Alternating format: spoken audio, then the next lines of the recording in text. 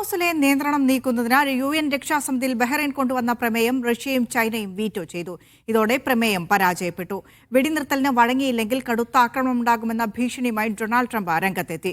ഇറാന്റെ നാഗരികതയെ മുഴുവൻ ഇല്ലായ്മ ചെയ്യുമെന്നാണ് മുന്നറിയിപ്പ്. വേണ്ടി വന്നാൽ കടുപ്പം കൂടിയ ആയുധം പുറത്തെടുക്കാൻ മടിക്കില്ലെന്നും US വൈസ് പ്രസിഡന്റ് JD വാൻസും പറഞ്ഞു. ആണവായുധം പ്രയോഗിക്കുമെന്ന റിപ്പോർട്ടുകൾ വൈറ്റ് ഹൌസ് തള്ളി. അതേസമയം ചർച്ചയിൽ പുരോഗതിയുണ്ടെങ്കിൽ ഇറാനുള്ള സമയപരിധി നീട്ടി നൽകുമെന്നും ട്രംപ് പറഞ്ഞു. ആക്രമിച്ചാൽ മേഖലയ്ക്കപ്പുറത്തേക്ക് തിരിച്ചടിക്കുമെന്നാണ് ഇറാന്റെ മുന്നറിയിപ്പ്. MC നാസർ ചേരുന്നുണ്ട് വിശദാംശങ്ങളുമായി. നാസർ, വലിയ രീതിയിലുള്ള ഭീഷണി പ്രസിഡന്റിന്റെ ഭാഗത്ത് മാത്രമല്ല, ഡൊണാൾഡ് ട്രംപിന്റെ ഭാഗത്തുനിന്ന് മാത്രമല്ല, വൈസ് പ്രസിഡന്റിന്റെ ഭാഗത്തു നിന്നും ഒരു കട്ടയ്ക്ക് കയറ്റി പിടിച്ചുകൊണ്ടാണ് JD വാൻസ് ഇപ്പോൾ പറഞ്ഞിരിക്കുന്നത്. ഇറാന്റെ നാഗരികതയെ മൊത്തം ഇല്ലാതാക്കുമെന്ന മുന്നറിയിപ്പാണ് JD വാൻസ് നൽകുന്നത്. ഇറാനും തിരിച്ചടിക്കുമെന്ന മുന്നറിയിപ്പ് നൽകുന്നു.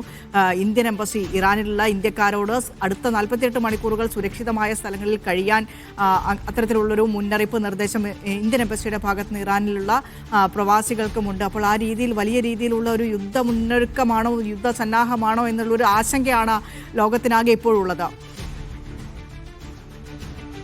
തീർച്ചയായിട്ടും ആശങ്ക വലിയ തോതിൽ തന്നെ വർദ്ധിക്കുന്ന ഒരു സാഹചര്യമാണ് രൂപപ്പെട്ടിരിക്കുന്നത്. കാരണം അത്രയും പ്രകോപനപരമായിട്ടുള്ള പ്രതികരണങ്ങളാണ് അമേരിക്കൻ പ്രസിഡന്റ് ട്രംപിന്റെ ഭാഗത്തുനിന്ന് ഉണ്ടായിരിക്കുന്നത്. ഒരു നാഗരികതയെ ഒരു രാത്രി കൊണ്ട് തനിക്ക് വേണമെങ്കിൽ ഇല്ലായ്മ ചെയ്യാൻ സാധിക്കും, അത്തരമൊരു അവസ്ഥയിലേക്കാണ് കാര്യങ്ങൾ നീങ്ങുന്നത് എന്ന ഒരു പ്രതികരണം ട്രംപ് നടത്തിയിരിക്കുന്നു. അതോടൊപ്പം തന്നെയാണ് ഏറ്റവും മികച്ചൊരു ആയുധം വേണമെങ്കിൽ അതും പുറത്തെടുക്കാൻ മടിക്കില്ല എന്ന അർത്ഥത്തിൽ JD വാൻസ് അമേരിക്കൻ വൈസ് പ്രസിഡന്റിന്റെ ഭാഗത്തു നിന്ന് പ്രതികരണം വരുന്നു. അതേസമയം ഇവർ തന്നെ വ്യക്തമാക്കുന്നുണ്ട്, ചർച്ചകൾ ഒരു ഭാഗത്ത് നടക്കുന്നുണ്ട്, യുദ്ധലക്ഷ്യങ്ങൾ ഏറെക്കുറെ പൂർത്തീകരിക്കപ്പെട്ട ഒരു ഘട്ടത്തിൽ എപ്പോൾ വേണമെങ്കിലും പിൻവാങ്ങാനും എളുപ്പമാണ് എന്നൊക്കെ വളരെ വിരുദ്ധമായിട്ടുള്ള പ്രതികരണങ്ങളും പ്രസ്താവനകളുമായി തുടരുന്നത്.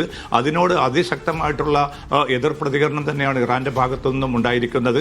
അവർ വ്യക്തമാക്കുന്നത് തങ്ങൾക്കെതിരായ, തങ്ങളുടെ അടിസ്ഥാന സൗകര്യങ്ങൾക്കെതിരെ, വൈദ്യുത കേന്ദ്രങ്ങൾക്കെതിരെ ആക്രമണം നടക്കുകയാണെങ്കിൽ അത് റെഡ് ലൈനാണ്. ആ റെഡ് ലൈനിലേക്ക് കാര്യങ്ങൾ നീങ്ങുകയാണെങ്കിൽ തീർച്ചയായിട്ടും ഗൾഫ് മേഖലയ്ക്കപ്പുറത്തേക്ക് പോലും യുദ്ധത്തെ കൊണ്ടുപോകാൻ തങ്ങൾക്ക് സാധിക്കും. അതിനുള്ള സൈനികമായിട്ടുള്ള എല്ലാ ഒരുക്കങ്ങളും ഉണ്ട് എന്നാണ്. അതുമാത്രമല്ല, ഇന്നിപ്പം അടിസ്ഥാന സൗകര്യങ്ങൾ, പാലങ്ങളുടെയും അതോടൊപ്പം തന്നെ പ്രധാന വൈദ്യുത കേന്ദ്രങ്ങളുടെയും സമീപത്ത് 10,000 തടിച്ചുകൂടി ഐക്യദാർഢ്യം പ്രകടിപ്പിക്കുന്ന, മനുഷ്യച്ചങ്ങല തീർത്തുകൊണ്ട് ഐക്യദാർഢ്യം പ്രകടിപ്പിക്കുന്ന ഒരു സാഹചര്യം കൂടി ഇറാനിൽ രൂപപ്പെട്ടിട്ടുണ്ട്. അതിനിടയിലാണ് UN-ൽ നിന്ന് വലിയൊരു തിരിച്ചടി അമേരിക്കയ്ക്കും സഖ്യകക്ഷികൾക്കും ഏൽക്കേണ്ടി വന്നത്. കാരണം പിന്നിട്ട ദിവസങ്ങളിലൊക്കെയും ഹോർമുസിന്റെ നിയന്ത്രണം നീക്കണം എന്നതുൾപ്പെടെ ഒരു പ്രമേയം ബഹ്റൈൻ മുന്നോട്ട് വെച്ചിരുന്നു. അതിനെ മിക്ക രാജ്യങ്ങളും പിന്തുണയ്ക്കുന്ന ഒരു സാഹചര്യം ഉണ്ടായിരുന്നു.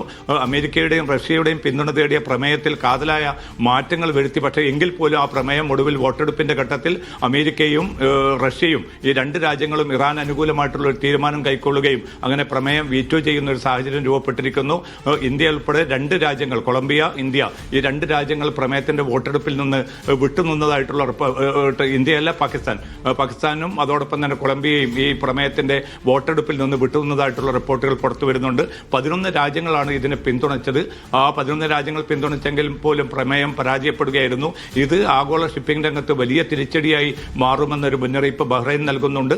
അതോടൊപ്പം തന്നെ ഇത് ഇറാന് വലിയ തോതിലുള്ള ഒരു മേൽക്കൈ നൽകാൻ ഇടയാക്കുമെന്നൊരു മുന്നറിയിപ്പ് കൂടി ബഹ്റൈൻ പ്രതിനിധിയുടെ ഭാഗത്തുനിന്ന് ഉണ്ടായിട്ടുണ്ട്. എന്തായാലും സ്ഥിതിഗതികൾ വളരെ സംഘർഷപൂർണ്ണമായി തന്നെ തുടരുകയാണ്. നാളെ വെളുപ്പിന് ഇന്ത്യൻ സമയം ഏതാണ്ട് 5:30 ട്രംപ് നൽകിയ സമയപരിധി അവസാനിക്കുന്നത്. തുടർന്ന് ഈ മേഖലയിൽ നടക്കാൻ പോകുന്ന, ഒരുപക്ഷെ ഈ സമയപരിധി ട്രംപ് നീട്ടി നൽകുമെന്ന ചില സൂചനകൾ അമേരിക്കൻ പ്രസിഡന്റിന്റെ ഭാഗത്തു നിന്ന് വരുന്നുണ്ട്. അത് നടപ്പായിട്ടില്ല എങ്കിൽ കൂടുതൽ ഗുരുതരമായിട്ടുള്ള അവസ്ഥയിലേക്ക്, കൂടുതൽ കലുഷിതമായിട്ടുള്ള അവസ്ഥയിലേക്ക് ഇറാൻ യുദ്ധവും അതേ തുടർന്ന് ഈ മേഖലയും വഴിമാറും എന്ന കാര്യം, അത് സംബന്ധിച്ച വലിയൊരു ആശങ്കയും നിലവിൽ രൂപപ്പെട്ടിട്ടുണ്ട്.